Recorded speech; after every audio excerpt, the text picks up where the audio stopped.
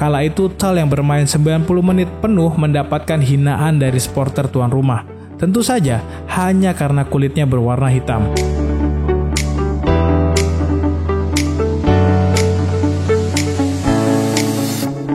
Kala itu Inggris sedang bereforia.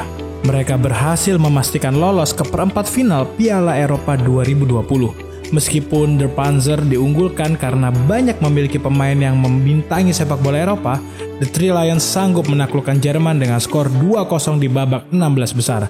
Dua pemain lini depan timnas Inggris, Raheem Sterling dan Harry Kane, menjadi pahlawan pada laga itu. Keduanya berhasil mencatatkan nama di papan skor. Gol kemenangan yang membuat Inggris semakin dekat dengan gelar juara.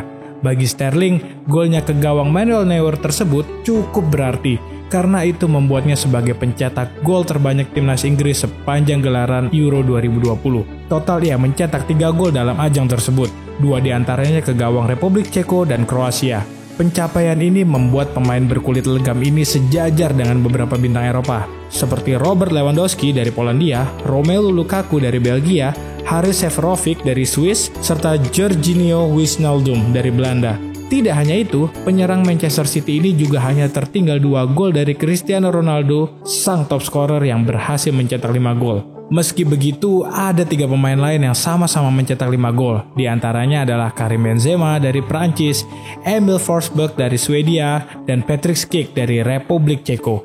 Regulasi yang ada membuat CR7 menjadi pemenang sepatu emas Euro 2020 karena ia berhasil mencatatkan assist paling banyak di antara yang lain.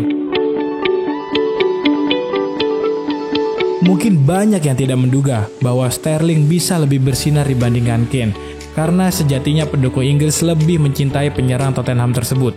Inggris memang dikenal sebagai negara yang maju, namun tindakan rasisme masih sangat masif di sana. Bukan menjadi hal yang membanggakan, penampilan apik Sterling menjadi tamparan keras bagi kebanyakan pendukung. Raheem Sterling dicap sebagai korban rasisme di lapangan hijau pada saat itu. Rasisme memang tidak bisa lepas dari dunia sepak bola, meskipun di liga yang dianggap terbaik di dunia, Premier League. Sebenarnya FIFA sendiri sudah mengagungkan semangat anti-rasisme di setiap pertandingan. Tapi tetap saja, ada celah di mana baik penonton maupun semua pemain melakukan aksi rasisme. Kalau ditanya kapan rasisme terjadi pertama kali di sepak bola, mungkin kita harus kembali lebih jauh lagi melihat sejarah yang ada. Pandangan atau anggapan merendahkan suku, agama, dan ras tentu memang sudah ada sejak zaman dahulu. Mulai dari sentimental dalam kehidupan sehari-hari, perbedaan fisik, faktor historis, sampai faktor kebijakan politis yang dianggap kurang adil. Alhasil, mereka yang menjadi korban melakukan pelampiasan melalui aksi atau tindakan yang menyerang kelompok yang dianggapnya lebih rendah ataupun lebih tinggi dengan keangkuhan dan tindakan sok berkuasa. Di Inggris sendiri, sejarah sepak bola mencatat terjadi tindakan rasis di awal 1900-an. Ironis, karena Inggris juga dikenal sebagai pencetus aturan resmi terkait anti-rasisme. 26 Oktober 1863, di sebuah pub bernama Freemason Tavern, Great Queen Street, London, aturan untuk mencegahnya ada tindakan rasisme pun tercetus. Sayangnya hanya dibahas terkait teknis dalam pertandingan saat itu. Aturan lain seperti aturan dan sanksi tidak dibahas sama sekali. Seperti dikutip dalam buku Porqué Jugend Once Contra Once, karya Luciano Wernicke. Tindakan rasis pertama kali terjadi pada Walter Tull. Ketika Perang Dunia Pertama terjadi, ia bertugas sebagai unit kemiliteran Inggris.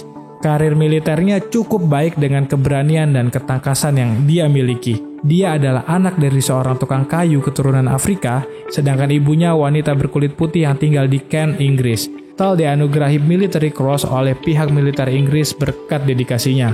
Sayangnya, ia meninggal beberapa jam setelah menerima penghargaan tersebut. Pada tanggal 25 Maret 1918 di Pas de Calais, Prancis. Sebenarnya, Tull bercita-cita menjadi pesepak bola sebelum ia masuk ke dunia militer. Sebagai yatim piatu di usianya yang masih belia, ia diadopsi keluarga asal Skotlandia. Pada laga uji coba yang diselenggarakan oleh Clapton, klub kecil di luar kota London, ia tidak menyia-nyiakan kesempatan untuk mengasah bakat sepak bolanya. Di klub sepak bola pertamanya tersebut, Tull berhasil meraih prestasi yang cukup gemilang. Hal tersebut mencuri perhatian Tottenham Hotspur pada tahun 1909. Perlu diketahui, kala itu Tottenham menjadi klub yang cukup melejit. Berkat menjuarai Piala FA tahun 1901, The Lilywhites mulai promosi ke First Division. Bergabungnya Spurs di usia 21 tahun membuat harapan Tull meninggi. Namun sayang, impiannya perlahan terkikis akibat adanya tindakan rasisme. Perlakuan kurang mengenakan yang didapatkannya sangat mempengaruhi penampilannya di lapangan hijau. Penurunan performa yang sangat terlihat ketika ia hanya mampu cetak 2 gol dalam 10 laga. Dalam beberapa laga, Tull menjadi bulan-bulanan dari lawan bahkan rekan satu timnya yang berkulit putih. Sebelumnya memang ada beberapa pemainan kulit putih di Liga Inggris, seperti Arthur Wharton, keturunan Ghana, bernama Gold Coast ketika menjadi koloni Inggris. Namun, nasib Wharton tidak seburuk Tull. Hampir di setiap kesempatannya bertanding untuk Spurs, lawan Tull selalu memperlakukannya secara kasar. Pemain berkulit hitam memang menjadi sasaran empuk rasisme. Tidak hanya tindakan rasis secara verbal dari supporter lawan, Tull juga ditendang, disikut, bahkan secara terang-terangan dipukul oleh pemain lawan. Terjadi saat Spurs bertandang ke kandang Bristol City pada 10 September 1910. Kala itu Tull yang bermain 90 menit penuh mendapatkan hinaan dari supporter tuan rumah. Tentu saja hanya karena kulitnya berwarna hitam. Sejak itu, keadaan pun semakin buruk di laga-laga berikutnya. Keputusannya untuk hengkang ke Northampton Town diambil setelah ia tak lagi kuat menghadapi tekanan yang dialaminya selama di Spurs. Bersama klub barunya, Tull mengikuti Liga Regional.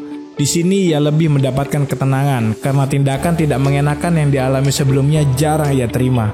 Rasa nyaman yang dapat membuatnya kembali bersemangat untuk berkiprah di dunia sepak bola. Hingga keadaan dunia berubah ketika Perang Dunia meletus di pertengahan 1924. Dengan kebesaran hati, Tull mendaftarkan diri ke unit militer, menjadi tentara untuk membela orang-orang Inggris, orang-orang yang pernah mendiskriminasi dirinya. Terjun ke medan perang dengan gagah berani, Tull tak pernah lagi kembali ke Inggris hingga dirinya gugur dalam First Battle of Bapaume di Prancis pada Maret 1918. Pada tahun 1999, Northampton Town memberikan sebuah penghargaan tertinggi bagi sosok Tull. Sebuah monumen didirikan di area pinggir Stadion Six Fields. Monumen ini didirikan untuk mengenang salah satu sejarah kelam dalam sepak bola Inggris, meskipun sebenarnya banyak yang tidak mengakui. Dalam sebuah epitaf monumen tersebut, Phil Vasili, seorang mantan pesepak bola juga seorang penulis, menuliskan kesannya terhadap Walter Tull.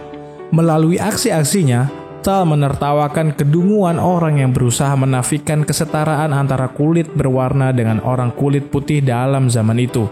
Hidupnya merupakan kesaksian dari sebuah tekad untuk menghadapi orang-orang dan rintangan yang berusaha mengecilkan dirinya dan juga dunia sebagai tempat ia hidup.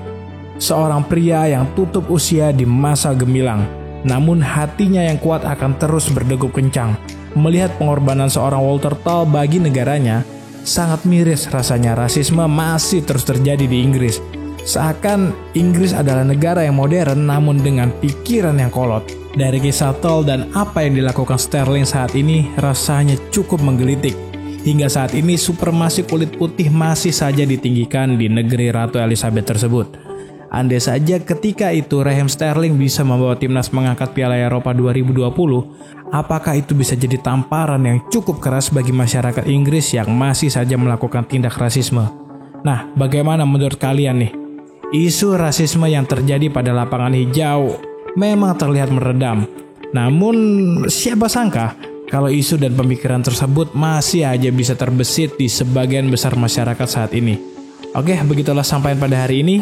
Jangan lupa tombol lonceng, like, dan subscribe. Masih kelihatan nganggur tuh. Hehehe. Last but not least, stay fit and ciao giornata.